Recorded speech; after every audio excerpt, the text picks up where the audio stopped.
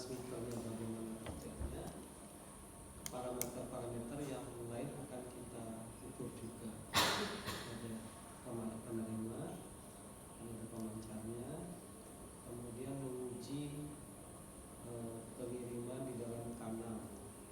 Kita akan tes nanti spesifikasi teknisnya, sensitivitas. Nanti kita sudah tuh sensitif, kalau di alat sensitivitas, selektivitas, dia mampu nggak menyeleksi frekuensi. Kita tuh menyeleksi ya. Sensitivitas, selektivitas, 20 dB quieting, ini standar-standarnya, 20 dB, 12 dB juga. Noiseless atau noisy, jadi nggak ada noise atau ada noise di sini.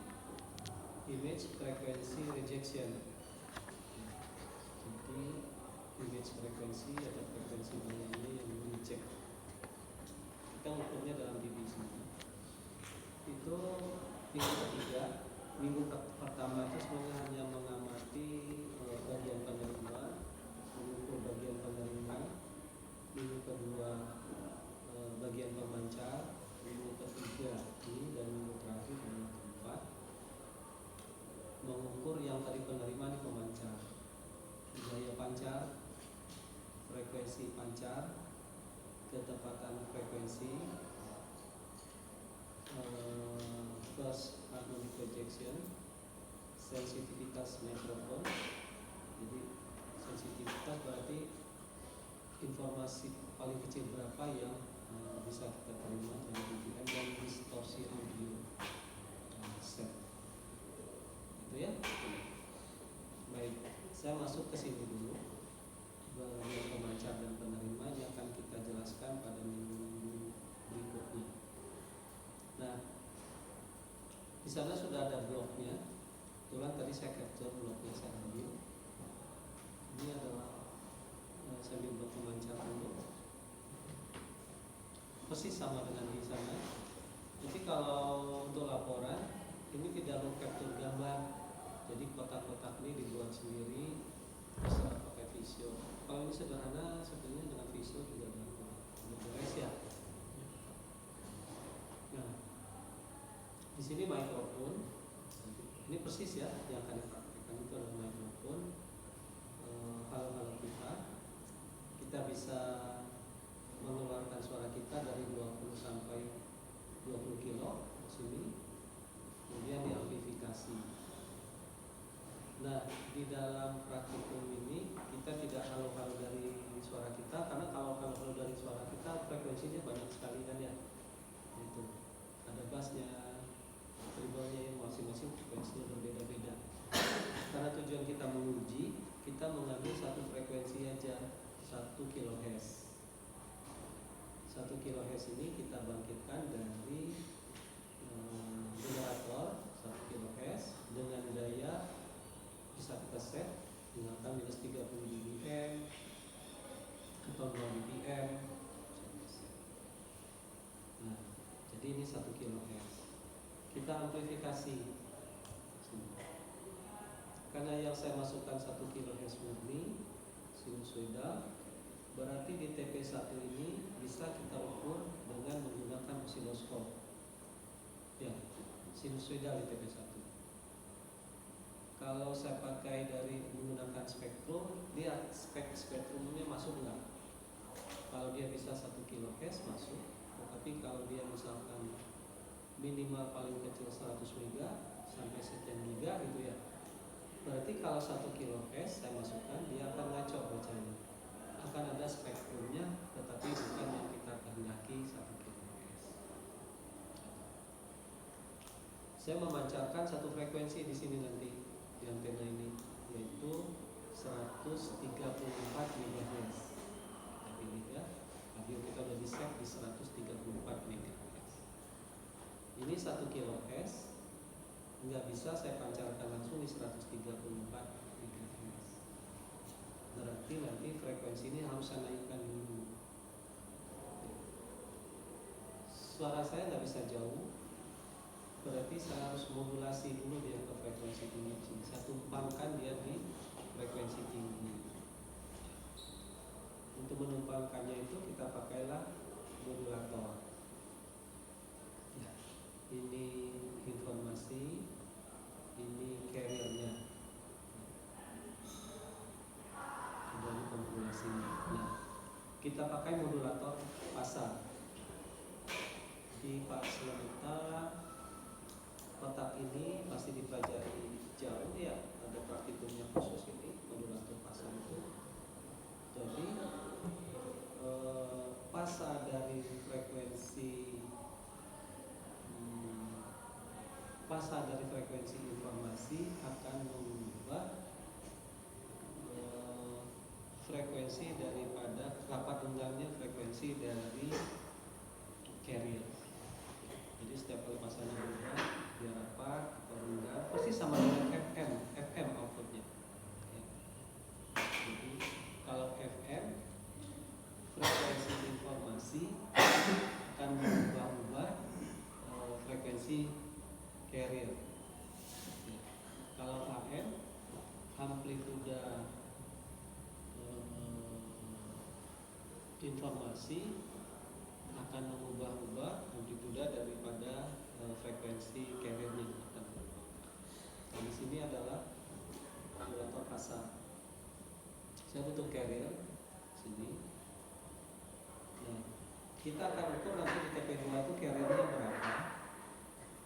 Karena kita tidak tahu carriernya harus berapa, ini 1 kHz, maka dari 134 mega ini saya nggak bisa dapatkan langsung osilator 134 MHz. Kita cari osilator yang di pasaran yang bisa sedemikian rupa menghasilkan 134 di outputnya. Maka nggak ada. Sehingga ini saya bagikan dengan 12. Kalau 134 saya bagikan dengan 12, itu sama sini. 134 mega saya bagi dengan 12, itu berarti frekuensi di sini jatuhnya adalah 11,16 MHz. Osilator ini 11,16 mega. Kalau dilihat dengan osiloskop masih bisa sinusoida, karena osiloskop kita sampai 20 mega. Kalau spektrum, beberapa spektrum udah bisa, karena ada spektrum itu yang minimal 10 mega inputnya. Kalau dia ternyata input minimalnya lebih dari 10 mega, kita paksakan keluar spektrumnya, tapi nggak sesuai estimasi. Ya. Ada informasi, ada carrier, saya modulasi pasar. Kemudian di TP3 ini udah sinyal termodulasi pasar.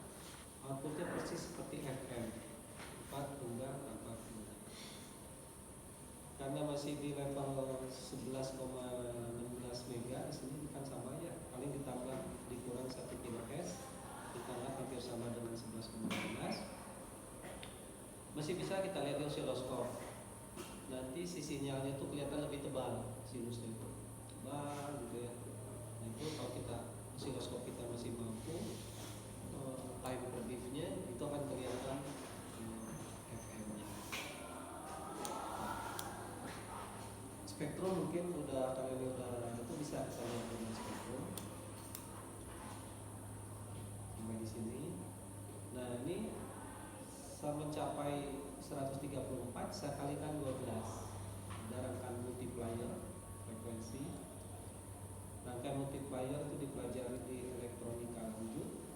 Biasanya menggunakan penguat kelas C, atau di elektronika telekomunikasi, atau di kuliah pasar mekanika ya, sistem analog ya, multiplier. Jadi bagaimana membuat rangkaian multiplier sehingga frekuensi ini dikalikan 12. Tujuan kita dikalikan 12 supaya dapat daya pancar, frekuensi pancar 134 mega. Sampai di sini perjalanannya bisa dipahami.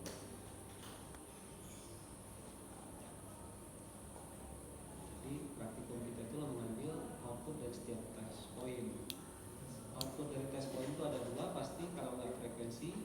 apalagi dayanya ya, frekuensi daya.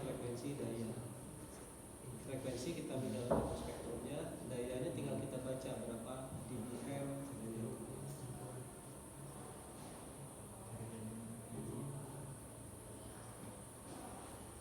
Ambil simulasi, kita kalikan 12. Saya kuatkan di sini, saya amplifikasi. Karena setiap modul pasti akan meredam, di sini meredam, di sini meredam, di sini meredam, di sini ada redaman lagi, sehingga outputnya akan kecil. Maka kita amplifikasi dengan menggunakan penguat RF. Berarti TP4 ini dayanya lebih besar, sehingga waktu saya ukur supaya spektrum kita nggak rusak, kita pakai di sini atenuator. Mungkin 10 dB atau 20 dB. Di sini sinyalnya sama dengan TP3, hanya lebih besar dan frekuensinya yang beda.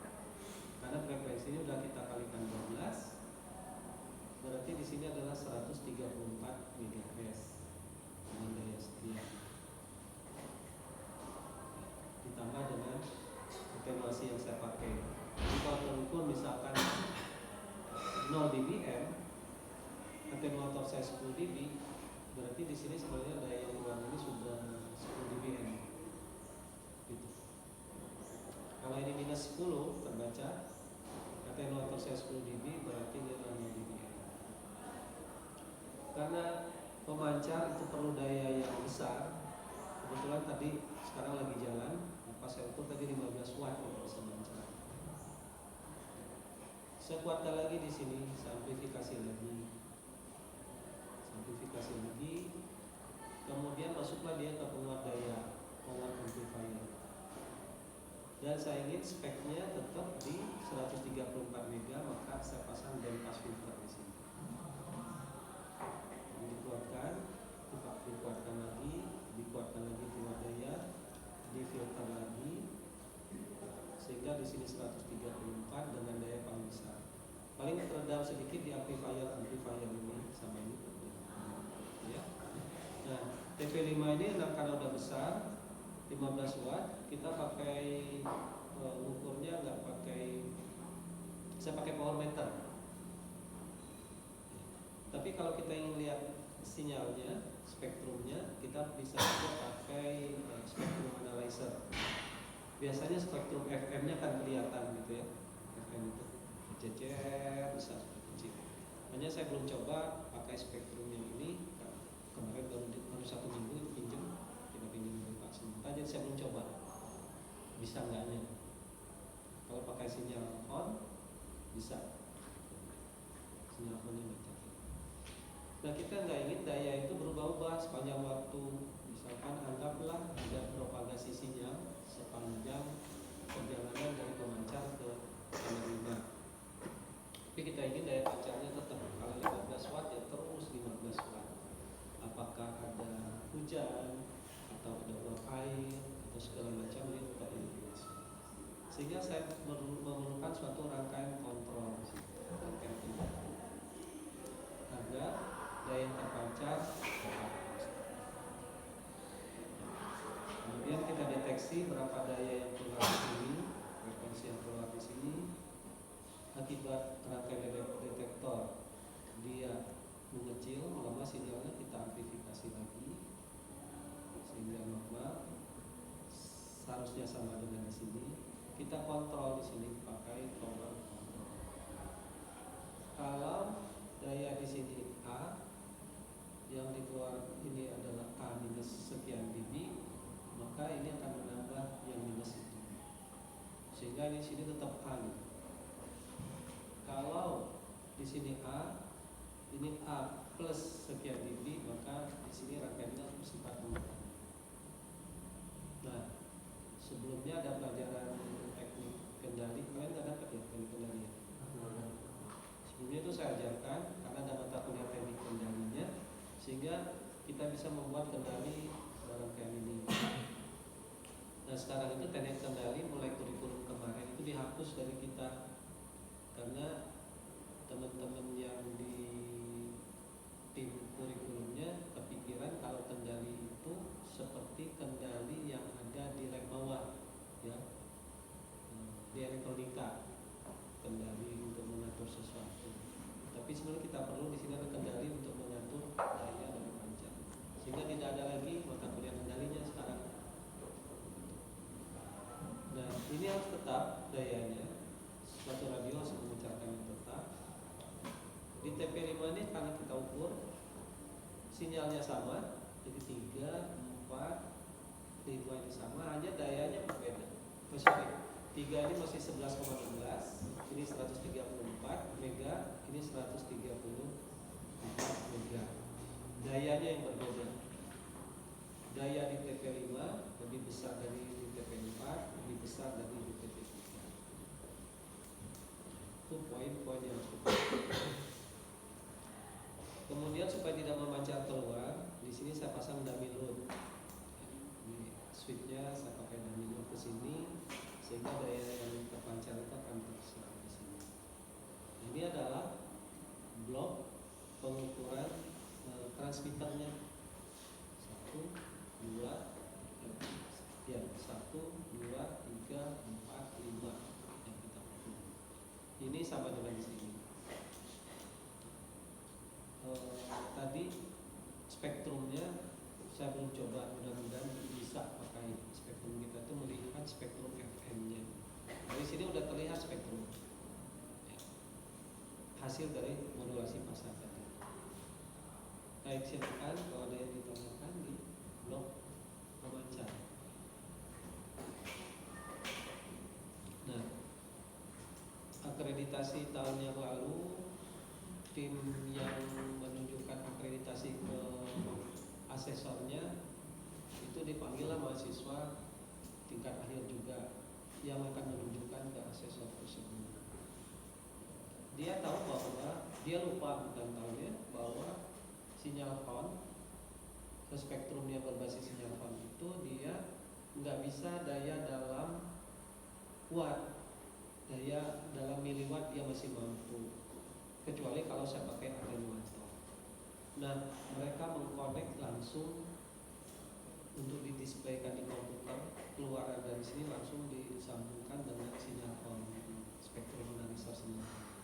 Dan saat itu juga sinyal phone kita yang pertama rusak, nanti akreditasi tahun yang lalu. Dalam order detik rusak, kita kehilangan sekitar 37 juta di situ.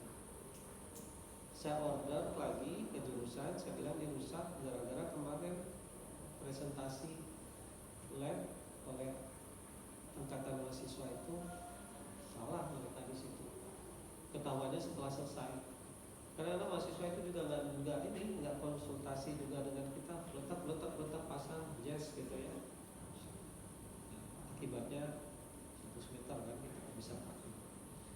Jadi di sini barangnya kecil-kecil, mahal, tapi pikiran kita sudah bekerja, ya.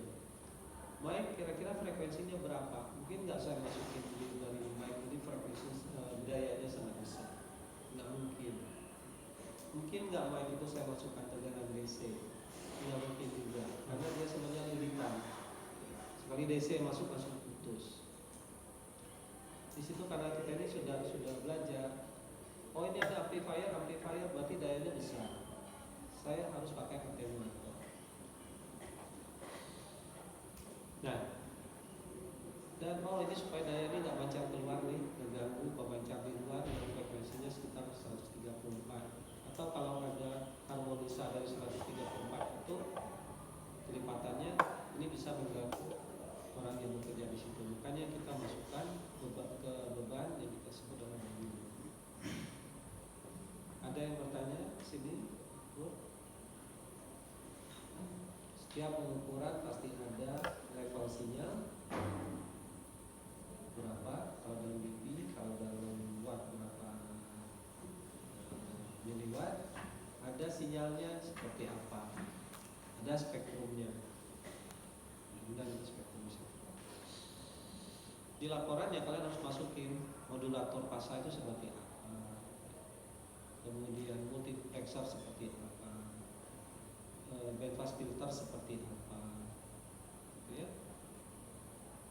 istilahnya band pass filter adalah ini. Nah, gimana cara dia kerjanya? Oke, ada? Nah, kalau ada satu lagi adalah di penerima. Kita kayak penerimanya sama. Saya ambil dari blog yang digambar oleh rekan kalian juga. Kita gambar data ini pakai visio apa? Nah, kita mengambil sinyal yang dipancarkan. Tadi kan kita pancarkan, kita masukin ke download, jadi dia tidak baca. Dan supaya kita mudah simulasinya, ini kita ambil dari sinyal generator aja yang kita modulasi 1 kHz, frekuensi 134 MHz. Makanya kalau saya ukur di TP6 ini adalah satu informasi 134 MHz. Modulasinya kita ambil FM. Kita ukur di sini di amplifier ini, ya mungkin di sini akan terendam tadi. Nah, di sini naik sinyalnya, tapi frekuensinya sama 134 MHz. Kita filter lagi, harusnya di sini juga lebih baik sinyalnya, tetap di 134 MHz. Nah, saya ingin ngambil informasi yang 1 kHz yang saya yang saya masukkan dari sini tadi. Ini kan 1 kHz dari mic ini. Saya dapat lagi yang 1 kHz itu.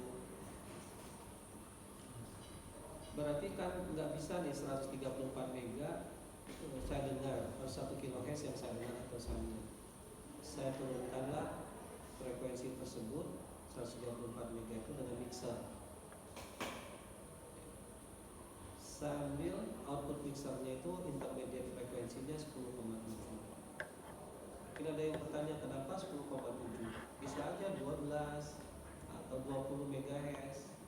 Tapi karena kita itu dalam praktikum itu menyesuaikan dengan kit yang ada di pasar juga. Kalau saya ambil misalkan 13 MHz, bandpass filter 13 MHz itu susah.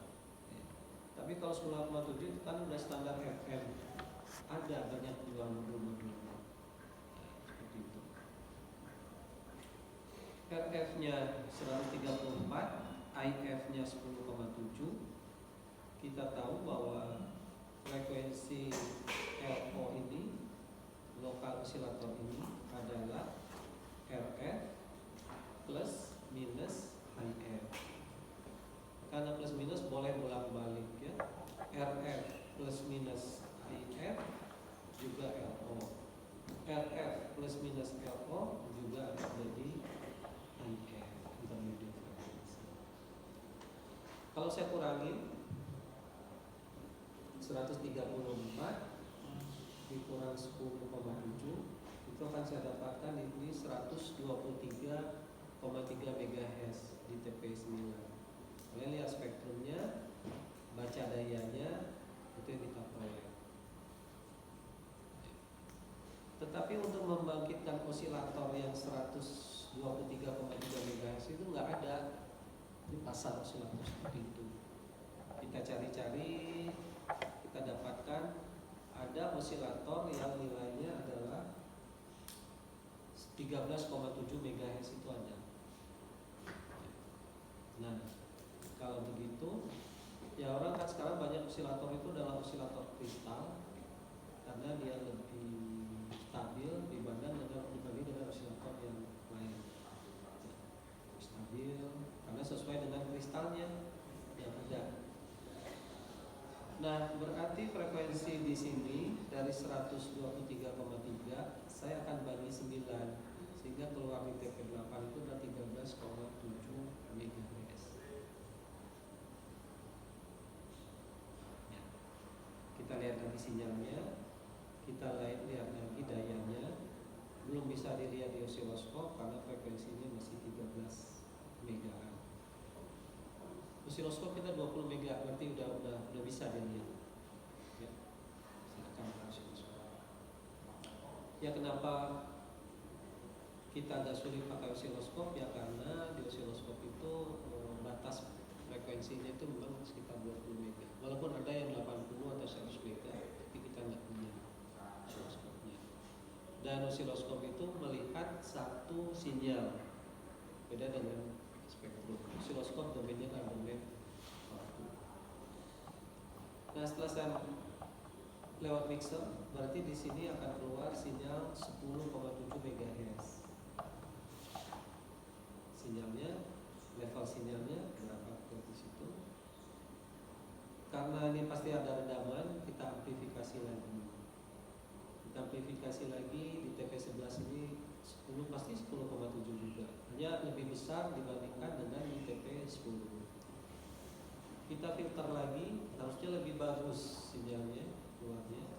Di TP12 ini 10,7 juga. Levelnya pasti lebih rendah dari TP11. Di modul itu TP12 ini nggak kita pasang, kita lepas konektornya, sehingga dari TP11 nanti kita langsung loncat ke TP13. 12 ini nggak dipasang. Di TP13 saya tujuannya menurunkan frekuensi 10,7 gitu. Saya ambil output dari mixernya itu 455 kHz. Itu standar AM ya, kalau 5 kHz itu ada AM. Jadi ini ada modulnya. Di pas lemetan pasti itu dibahas ya. Modulator AM, modulator FM, frekuensinya berapa mixer lagi. Berarti nah kebetulan osilator itu ada yang 10,24 juga. Berarti 10,7 dikurangi 455, output di sini pasti di TP13 itu 10,245 MHz.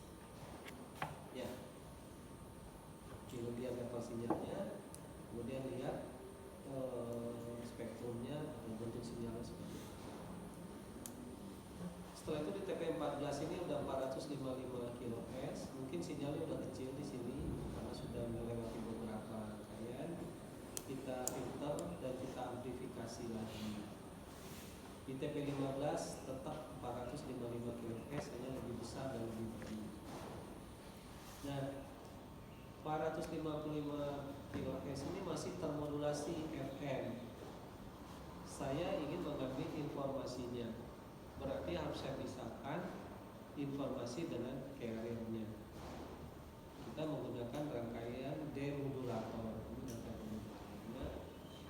Menggunakan rangkaian diskriminator. Blok ini juga dipelajari, ada percobaannya di Nastel, sistem komunikasi analog di situ, di elektronika lanjut, di Pak Ridwan juga dipelajari, di elektronika telekomunikasi juga dipelajari, ada 3 kali berarti. Sehingga di kita udah nggak membahas ini lagi. Karena kalau kita bahas satu-satu pecahan-pecahan dari sini, kita nggak selesai mengamati informasi. Jadi, nah ini rangkaian juga harus dikontrol. Inginnya kalau nggak ada informasi yang masuk di sini, halo-halonya nggak ada, maka nggak ada sinyal yang keluar di sini. Inginnya seperti itu. Noise-nya juga nggak ada. Makanya kita detektor di sini karena menggunakan square control. Dari sini masuk ke detektor, dia detect ada nggak informasi yang masuk. Kemudian di sini menggunakan rangkaian square control, sehingga kalau nggak ada informasi itu nggak ada desah sama sekali, bersih gitu ya, nggak ada gitu suaranya. Itu pinginnya di dalam pembaca. Kalau ada besar dia menggunakan, kalau ada ya mainnya adalah filter. Biasanya itu rangkaian LC, RC, LC, RL, paling-paling filter seperti itu. Sampailah kita di TP16. TP16 ini sudah berupa informasi 1 kHz. karena carrier-nya udah kita bisa melalui display. Tinggal dibuat pakai power amplifier. Kalau saya pasang dengan speaker di sini di TP17 ini saya bisa mengamati 1 kHz juga. Buat suara 1 kHz itu bisa kita amati di TP17. Bisa juga kita lihatkan output di TP17 ini dengan menyambung dia ke satu beban 50 ohm. Di sini kasih 50 ohm, maka di TP17 bisa kita amati sinyal sinusoidalnya. Karena saya kirimkan tadi di sini adalah sinusoidal. Ya. Nanti keluar di sini juga harus sama sinusoidal juga. Kalau nggak ada beban, ini nggak amati gitu. Apa yang jadi objek praktikum adalah semua test point ini harus diambil datanya, baik berupa spektrumnya atau kalau masih bisa dilihat dengan osiloskop sinyalnya, daya yang terukurnya, kemudian kalau dia bisa dilihat spektrum untuk modulasinya, bandwidth modulasinya bisa kita amati. Untuk bandwidth modulasinya kita mencoba kayak spektrum untuk bisa. Ini adalah modul untuk paket C minggu pertama dan minggu kedua. Apa pertanyaan sampai di sini? Ini mengamati bloknya. Minggu ketiga nanti akan kita teruskan dengan mengukur spesifikasinya, sensitivitas, selektivitas, 20 dB fighting. Minggu keempat baru daya pancar bisa kita ukur sekarang, daya pancar frekuensi pasar. Keempat pasti ketepatan frekuensi, first harmonic projection, sensitivitas mikrofon dan distorsi. Daya pancar dan frekuensi pancar.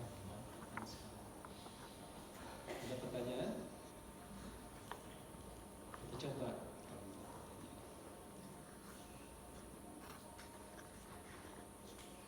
Siap ya? Kita coba ya. Oke. Blok ini persis kalian bisa foto juga di situ ya.